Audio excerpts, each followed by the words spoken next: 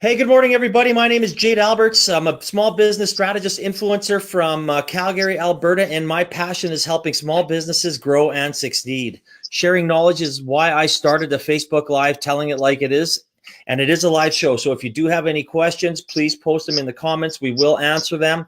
If you see this on any platforms after the fact, Bob and I will also answer them too. I'd like to thank Orangetheory Fitness for sponsoring this. They deliver superior fitness results in a fun group environment using heart rate monitor technologies. They have 9 Calgary locations, so please reach out and contact one of them. Today's guest is Bob Hawkesworth of Hawkesworth Strategies. Bob, thank you for joining me today, and how are you? I'm doing great, thanks, Jade. I know how we were rolling there, and we're starting a little late because that's one of the things about doing it live. Sometimes you run into problems, especially when I'm your sound technician. Oh, it's all good. That's we always find a way to make it work, but it makes for an interesting couple minutes anyway. Sorry. Oh, we're good. I'll give, I know Bob and I, we met through the Osborne Intern Management Group, and I know we've worked together and we both really enjoy our time there. And I'll give a brief introduction here and then we'll get into it. So Bob has had a long career in public elected office. He was chosen by constituents to represent them in 10 elections, which is extremely impressive. He served for 23 years as a member of the Calgary City Council, and 2 of them as member of the Alberta Legislative for Calgary Mountain View. Bob has a consulting practice, Hawkesworth Strategies, and is a senior advisor with Osborne Group. He's recently joined CHE Power Structures, a startup company bringing new solar rooftop technologies into the Canadian market. And his role is partnerships, community development, and a vice president. I mean, I guess, this is kind of a little different. Most people have an entrepreneur, have a business, and then go into politicians. I guess, what made you become an entrepreneur after, and how did you learn from that? Well, I was invited to join the company, and they are based in Vancouver. 3 of the principals who started the company are based out of Vancouver, but they see Alberta as being the place to be in Canada at the moment for solar power, and wanted to introduce this technology into the Canadian marketplace. And it was one of those many relationships you make in public life. Someone I met 20 years ago knew me. We knew each other. We'd worked together briefly, and he gave me a call one day. Bob, I see you're no longer in public life. What you doing? Would you be interested? And I said, once I knew what they were proposing or offering, I said, of course, that sounds kind of exciting. Yeah, so it was based on an invitation from some people that see a vision, and that we had a relationship. Well, that is very interesting. So I guess, now that you're kind of in that entrepreneurship role, how did, your role in the government and, spending 23 years in that type of a job prepare you for this new role? Well, there are many different ways, I'd say. First of all, I'd start off by saying that if you want to get into public life, it's kind of entrepreneurial. First of all, you gotta be willing to take some risks, put yourself out there, be very public, very visible, and a lot of it is around branding, marketing, communications. Often with parties, that's done for you, but certainly when you're running for city council, it's a kind of a personal. It's almost entrepreneurial in the sense of running for public office. I would say one of the things I learned more in public life is around management of relationships, management of issues, and seeing that things have consequences. There are kind of steps to building consensus. There are steps to getting understanding, getting support for an idea. And when you're in, as I'm learning in this business of being an entrepreneur with a new technology you're bringing into the marketplace, there's many of the same principles involved. You got to kind of introduce it. Some risks might be if you kind of go this way. How might that be viewed? If you do something else, there might be some other consequences. And I didn't know I had learned all these lessons in public life until I joined this company, and all of a sudden there's a whole new set of challenges. Yeah, I guess the things you learn in public life are obviously a little more public, and people can scrutinize it. Whereas in an entrepreneur or a private company, you make a mistake, you kind of just keep moving on. You don't really think about it. You shake it off and move. Yeah, well, that is interesting. That is I never thought of it that way. You know, being a politician is very much like being an entrepreneur and being in public life. That's a great analogy. It's in the realm of policies as opposed to perhaps if you're in business or you're selling services or you're selling a product. In public life, at least that's my experience. Certainly in city council, you're trying to get various policies adopted or actual decisions made, and that's a similar process. I think there's some similar steps involved. No, absolutely, I agree. So I know with your with the solar company, I mean, starting or promoting it in Alberta, I'm sure can be challenging. Can you share some of your experiences over the last little bit? Sure. Well, let me just explain what our technology is. That might be helpful to your listeners, for the people watching. The standard approach to putting solar on and we're talking residential or small business, urban kinds of solar installations on rooftop, is you put racks on top of the roof and then lay the solar array on top of those racks. And the issue is, at some point when you need to replace your shingles, you have to dismantle that entire solar array, reshingle the roof, and reinstall. So it's a big headache. And this is where our technology we've got from Europe, where it's being widely used now, is a framing system that goes directly onto the subroof, and the solar panels fit into the frames, so that in effect the solar panels in this framing system act as shingles. They kind of replace the roofing material for the area of the roof where this system goes in. So it stays on shingles, and it also is a very durable long-term roofing solution, so you won't need to replace it for many years. It's like putting very, very durable shingles on your roof. So now bringing proven technology in Europe isn't necessarily an easy task to bring it into a Canadian market. First of all, people have to understand what you're talking about. Then they want to know, okay, where have you installed it? Where does it work? What have you done to test it? And so on. So there's a whole lot of questions that you need to answer. And in our case, we built a prototype in my backyard. So we got some practice, so we know how it's installed. We can bring people and show them how it works and how it looks. So that's the first big step.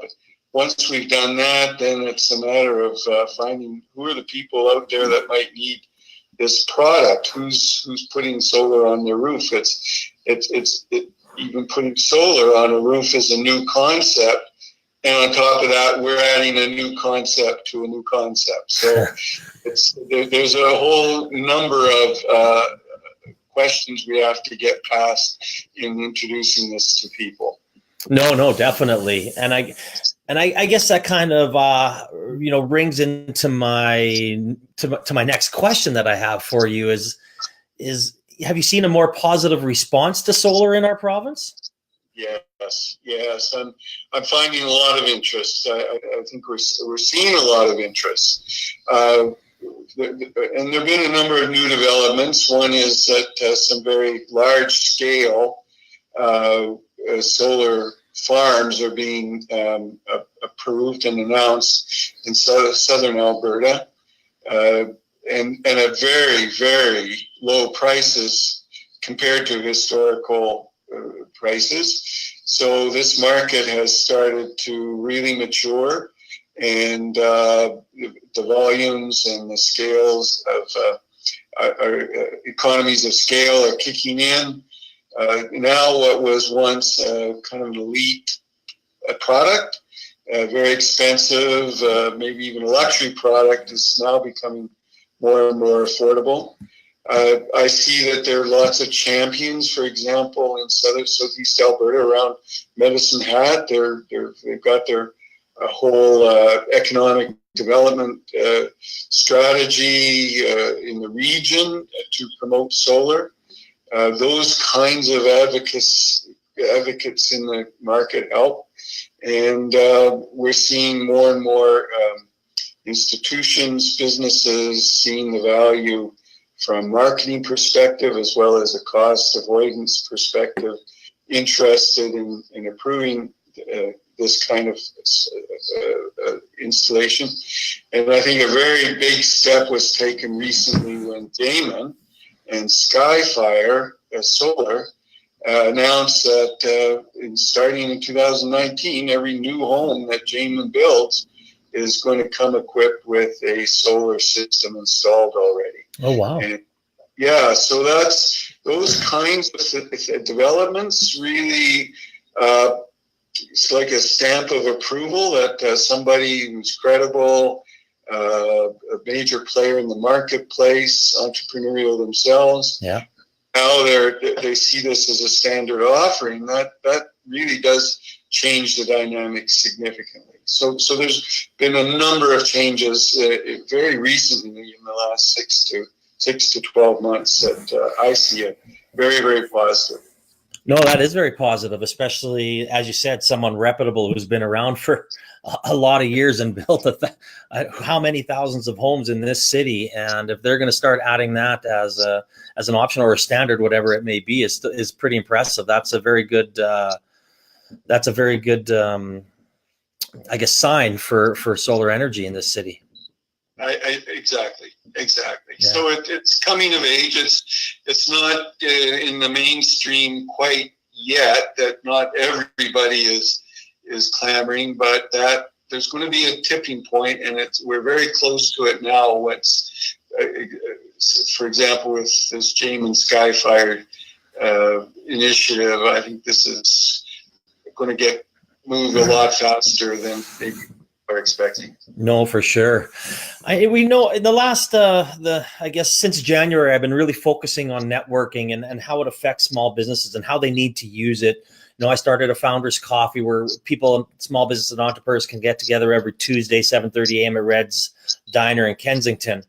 But how have you used your network, or what events do you still use to help promote your solar platform? Jade, first of all, I think that is foundational. I think good on you. I think you recognize that relationships are really at the core of business, just as they're at the core of political life, politics. In fact, I think they're foundational to pretty much everything we do.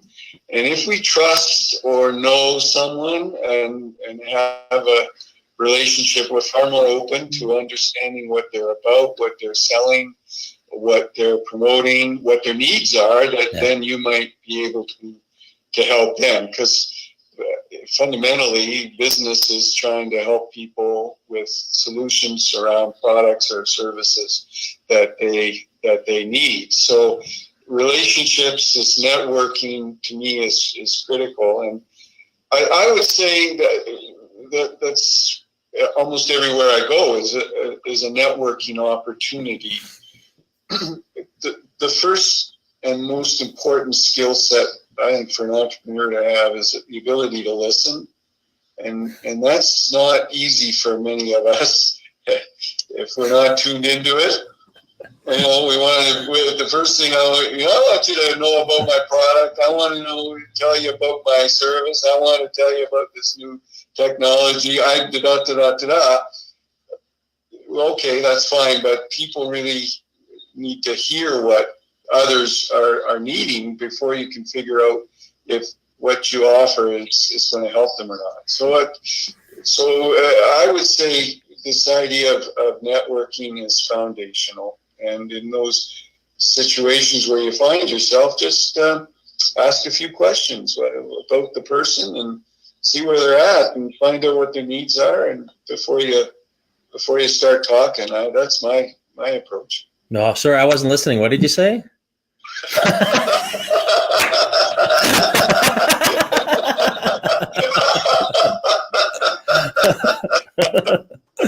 Oh no, I'm a big fan of that, and especially I stress that a lot when I work with companies, and especially listening, because if you're not listening, you're not learning. And whether it be continuous learning, as you said, as a network, it could be happening in every single conversation you have in every moment of your life. So it's something that I stress, and it is so important. So it's something that is great. So I guess what's next for your company, Bob, and for you?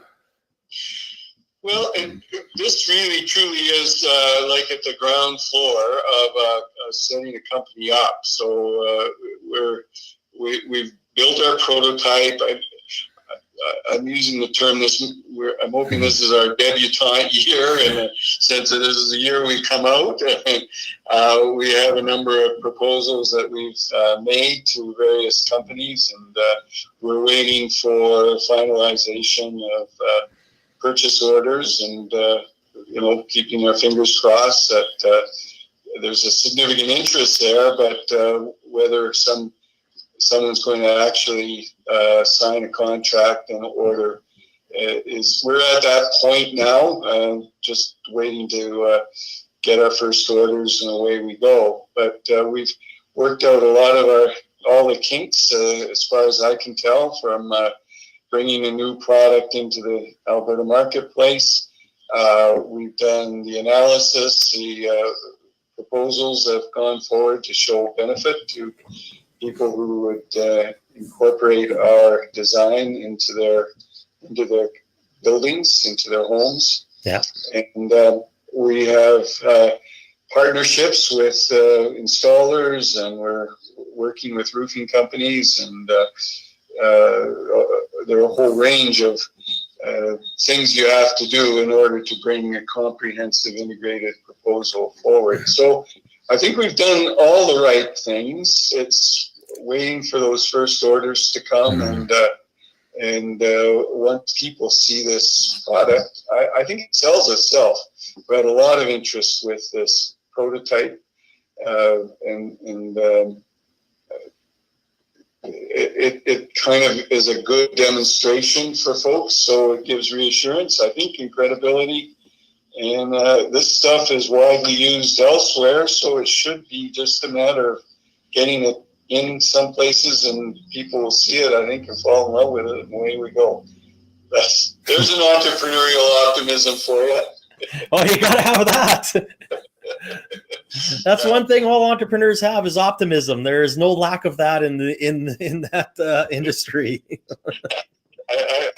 In all what I've just told you, there's probably a dozen different spots where somebody will say, "Whoa, wait a minute, are you sure? This could be that." It's so there's lots of barriers and obstacles to overcome, but that's part of the fun of doing all this. Oh, absolutely. I everybody I talk to wouldn't have it any other way, and I'm sure you're no different. So that's right. Yeah, it's fun. It's fun. So the last question I always ask is, we talked about listening and as something, but if you were to give one piece of advice to a small business or entrepreneur just starting up, or based on the experience you've gone through in your, whether it be when you started off as a politician and maybe a small business owner, what would it be? Be clear on your why, and that's the lesson I've learned over the years. That why are you doing this? For me, it interested me because I've got a long time concern about climate and the impact of our lifestyle on greenhouse gas emissions in the atmosphere. And solar power was actually the perfect product for me to really get at my core values. That may not be for everybody, but when they go into the market with a product or a service or a technology, it has to meet some fundamental purpose in their life that goes beyond simply making money. In my view, we're here to do something to make the world a better place than it was when we came into it. And being an entrepreneur should be helping you find that purpose and fulfilling that purpose and helping others and improving the world in some way. And so be sure that that entrepreneur, that business you're starting and wanting to promote aligns with your fundamental values. No, that's a very valid point. And that's something that hasn't been brought up. Know your why. I love that. I mean, that's probably something I'm going to steal from you. I like that statement. Know your why. It's just so simple, but it's so true. Well, that's mine. And that I think I'm not the guy who came up with that, but it's one that I see people talking about and sometimes missing. So that would be my one piece of advice. Perfect. I love that's a great piece of advice, Bob. And I really appreciate you coming on today, sharing your knowledge, sharing your stories, and it's just so important for other people to learn from each other. And again, that's one of the reasons why I have the Telling It Like It Is. So thank you so very much. Jade, that's a wonderful and it's a wonderful service you're providing. I really commend you for it and thank you for it, and just encourage people to keep in touch with you, because that's something that a resource that every one of us can use. No, absolutely. I agree with you. And thank you for the kind words. Again, thank you to Orangetheory Fitness for sponsoring this. They have 9 locations in Calgary. If you're looking for a new routine and something to start, contact them and they will get you started. So again, Bob, thank you very much. And I hope everybody has a fantastic rest of the week. Thank you. Okay, bye-bye. Bye for now.